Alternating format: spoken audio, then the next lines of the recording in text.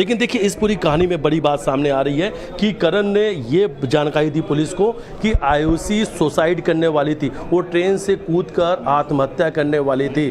Train से जब वो कूदने वाली थी तभी उसने आयुषी का, श्रद्धा का उसने हाथ पकड़ लिया और श्रद्धा ने ये कहा कि नहीं मैं सुसाइड करना चाहती हूँ, क्योंकि जिससे मैं प्यार करती थी, जिसके साथ ये प्लान बना था कि वो रेलवे स्टेशन मिलेगा फिर हम भाग के शादी कर लेंगे, लेकिन वो स्टेशन नहीं आया। यानी सार्थक की बेवफाई से नाराज होकर आयुषी अपनी जान देने वाली थी, सुसाइड करने वाली थी। सार्थक ही से ही बात हुई थी, सार्थक के साथ ही वो जाने वाली थी। सार्थक जब नहीं आता है तो उसके बाद में वो यहाँ से ट्रेन में जाती है और अचानक से फिर आयुषी जो है ट्रेन से कूद के जान देने वाली थी। इस दौरान पर करण मिल जाता है, करण से बातचीत थी, करण से बातचीत के दौरान पर उसने कहा कि मैं अपनी जान देने वाली हूँ। पिता है, शायद पिता से बातचीत करने का प्रयास करते हैं, पिता कुछ कहेंगे, पिता बार बार कह रहे हैं कि उनकी बेटी ने शादी किया, इस बात को नहीं मानते हैं। आप पिता हैं और आप कह रहे हैं जी क्या सर अभी इस मैटर में पूरे डिस्कशन में पहुंचा नहीं हूं मैं।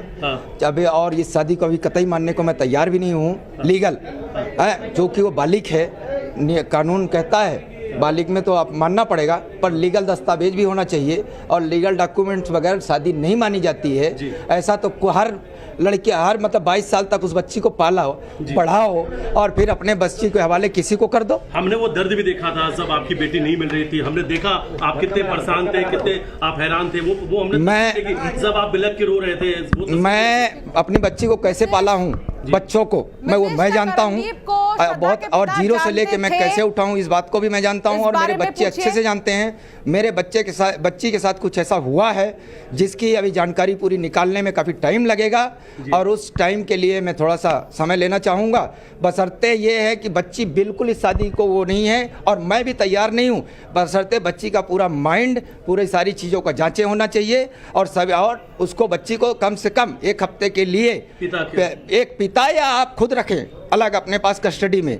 इस बार मैं मांग करता हूं कि आप पिता के ना पास भेज के आप अपने पास अकेला उसको रखें 24 घंटे और मैं भी बैठा हूं 24 घंटे। श्रद्धा के पिता करण को आप जानते थे? कतई करण को कोई भी नहीं जानता था।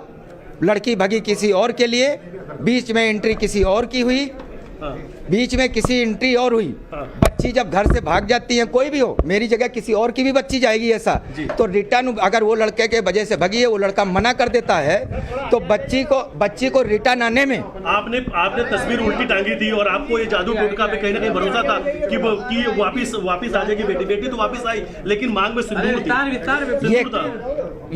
ये केस जो है ना कई एंगलों से मुड़ा है, जिसकी अभी मैं पूरी जानकारी जब तक नहीं ले लूं जब तक मैं बताने में असमर्थ हूं।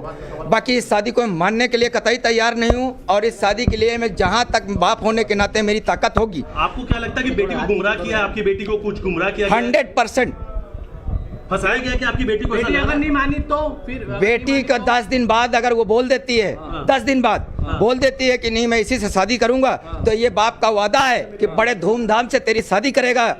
और हाँ, उसी लड़के से अगर बच्ची बोल देगी 10 दिन बाद बच्ची बोल देती है कि मैं इसी लड़के से शादी करूंगा पापा, तो पापा बिल्कुल बेटी तैयार है, तेरे को 22 साल माना है और धूमधाम से शादी तेरी करेगा, भरपूर करेगा और तेरा स्वागत है पापा के घर पे। अपनी बेटी को धूमधाम तरीके से आप विदा करेंगे? बिल्कुल 10 दिन बाद अगर वो बोल देती है तो। करण से आपकी कुछ, क्योंकि आप अपनी बेटी को लेने गए थे, करण कुछ बात हुई थी आपकी इस दौरान पे? करण से बात हुई है, उसने बोला कि मैं रेलवे स्टेशन में मिला रतलाम में, ये जा रही थी, बेटी सुसाइड करने वाली थी। फिर मैंने उसको पकड़ा, उसको समझाया बुझाया कि बेटा एक काम कर कि पापा से फोन में बात कर ले। करण का ऐसा मेरे को बताना हुआ कि पापा से फोन पे बात कर ले बेटा बोली नहीं मैं नहीं, आप शादी करोगे क्या? ये तो वो बोला हाँ चलो कर लेते हैं। तो उसको ये बात सोचना चाहिए करण को कि जब आज इतने दिन आज चलें बाहर, तो ये शादी कहाँ हुई थी? अभी इस शादी के बारे में हमें कोई पता नहीं है, कहाँ हुई, क्या हुआ, कैसे हुआ। आपने क्या शादी को कोई फोटो वीडियो देखा था आपने? कुछ भी नहीं देखा अभी तक हमने, कुछ भी नहीं। कुछ भी नहीं। बेटी ने क्या बताया शादी कहाँ? बेटी ने अभी मेरे को कुछ भी नहीं बताया है ना मैं रास्ते, क्योंकि मेरी बेटी मेरे को अच्छे से मालूम है कि उस बेटी का माइंड प्यूरो अभी जीरो है, डिस्टर्ब है वो। आपकी ओर से कोई नुकसान तो नहीं पहुंचाया जाएगा करण को? आगे मेरे ओर से बिल्कुल नुकसान नहीं पहुंचाया जाएगा। दूसरा पहुंचाए मैं गारंटी नहीं, इसलिए करण को आप कहीं और रखें और मेरी बेटी को महिला थाने के कस्टडी में रखें 10 दिन और करण को जेंस में रखें। आयुषी की श्रद्धा की अपनी माँ से बात हुई क्या? माँ से कतई माँ से बात नहीं हुई है, किसी प्रकार से सूचना नहीं है माँ को। तो इस वक्त ये तस्वीर हम दिखा रहे हैं जहाँ पर थाने के अंदर मौजूद है और उनसे हम बातचीत करने का प्रयास लगातार कर रहे हैं। क्या और अभी बेटी से आपने जो कुछ बात किया, क्या कुछ बात? अभी मैं बेटी से मिला नहीं कोई, अभी वर्तमान यहाँ थाने के बाद। बाहर चलो, बाहर चलो। इस वक्त ये तस्वीर हम आपको दिखा रहे हैं जिसमें अधिकारी भी आपको तस्वीरों में नजर आ रहे हैं और इस वक्त उनके जो पिता हैं उनसे हमने बातचीत की, उन्होंने बड़ा अपडेट दिया। उन्होंने कहा कि ये जो कुछ बात हुई उसमें उन्होंने कहा कि बेटी ने शादी का क्या एक थोड़ा सुनने दीजिए।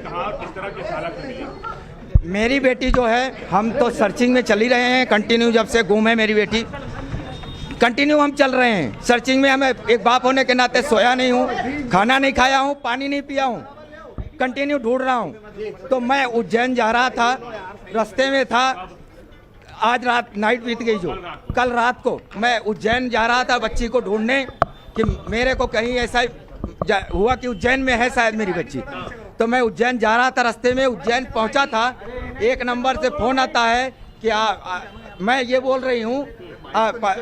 रही हूँ पापा और मंदसौर में हूँ, आप मंदसौर आ जाएं। मैं बोला बेटा तुम मंदसौर में कहाँ हो, मेरे को बताओ, वहीं पे रुको। तो सामने ये जवाब आया कि मेरे पास 1 रुपए पैसे नहीं है लड़के का। मैं बोला जो लड़का साथ में है, बात यही है, हाँ, जो सुने,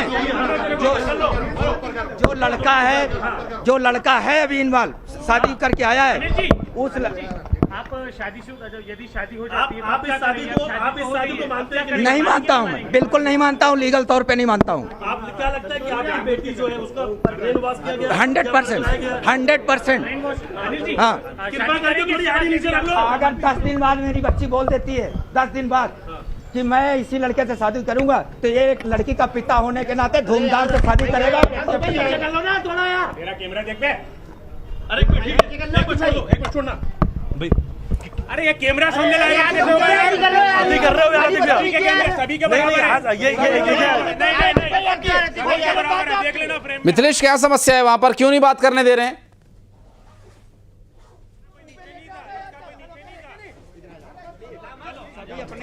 सुनो भैया, एक नॉर्मल तरीके से नीचे आईडी करके अच्छे से, और हम आप लोगों के मार्फत ही सारी सच्चाई आएगी, हमें पता है। अनिल जी, क्योंकि कानून नियम के दायरे में वो मालिक है। अनिल जी आप 2 मिनट सामने देख के शांति से एक बात में अपनी बात कर। ठीक है, फोन आया बच्ची का कि बच्ची का फ़ोन आया रात को, समथिंग हम उज्जैन में थे, टाइमिंग ध्यान नहीं था क्योंकि मैं टाइम देखा नहीं था। तो बोलती पापा मैं ये बोल रही हूँ, मतलब रो रही थी और बोली मंदसौर में हूँ।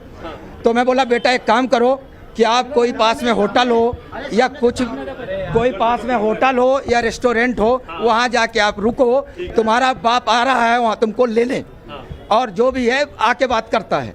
तो ये लोग कोई होटल में भी गए, चूँकि होटल में गए, होटल वाला इन लोगों के पास कोई आधार नहीं, कोई कुछ भी नहीं, उसने रूम नहीं दिया।